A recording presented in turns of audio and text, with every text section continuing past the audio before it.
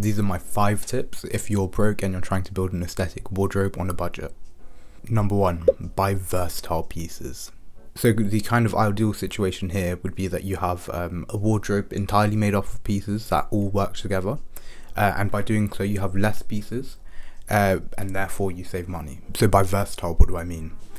This ideally means a very kind of coherent style, where all the pieces work together. It doesn't necessarily have to be just sticking to the basic kind of neutral colours. You can kind of explore, but generally for pieces to be versatile and work with everything, if you have a foundation of staples and you build colours off of them, then that generally kind of means that you're going to have a more versatile wardrobe. So having versatile pieces is not only cheaper as you have less clothes, it also enables you to buy higher quality clothes that therefore last longer. This leads me on to my second point, quality over quantity. So you kind of go with the approach that less is more, really focus on kind of being selective of pieces, investing in high quality pieces that you know you really want, will add to your wardrobe and will last you a long time. This seems counterintuitive that spending more money initially will save you money.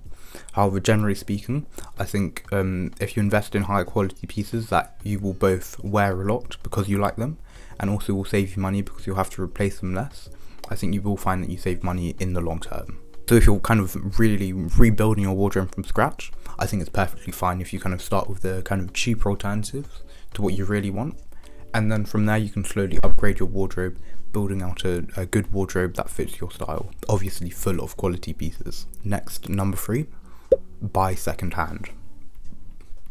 This is a bit of an obvious one, kind of a low-hanging fruit, but obviously if you buy secondhand, you're definitely able to get pieces for a lot cheaper than they would retail for, and also if you're able to find pieces that haven't been worn much, then the quality really is going to be exactly the same. Where you shop for secondhand pieces can also greatly affect their price. So part of trying to kind of build out your wardrobe on a budget does mean that you're going to have to be much more thorough in searching for pieces. The two go-to for clothes are Vinted and Depop. If you're searching for something specific, I think eBay can be a good shout. And lastly, if you're searching for something more kind of general, for example, you wanted just like a brown leather jacket, that's something you could kind of find on any secondhand retailer or marketplace. Another very good place to find secondhand clothes are charity shops or kind of like thrift stores. If it's somewhere specifically for vintage and thrifted clothing, generally you'll see a kind of markup on these, but on the other hand, if you go to somewhere more general, you're going to have to search a lot more to find any decent quality pieces. Lastly, it's not really kind of secondhand, but looking for factory seconds. So I know Carhartt's quite big on this, where you get pieces which are fundamentally exactly the same, except there might be 1 or 2 kind of differences that meant they didn't pass quality control, and therefore you can buy it for a cheaper price. So using a combination of all of these, you should be able to save quite a lot of money when investing in new pieces for your wardrobe. Number 4 is be patient and shop for sales and discounts. Obviously Black Friday is just passed, that's an excellent time to pick up pieces, especially if you know you've wanted them for a long time. So part of shopping on a budget means you can't exactly have the pieces you want exactly when you want them, so this means you kind of need to shop around, look for the best deal, and kind of time your shopping in accordance to the season.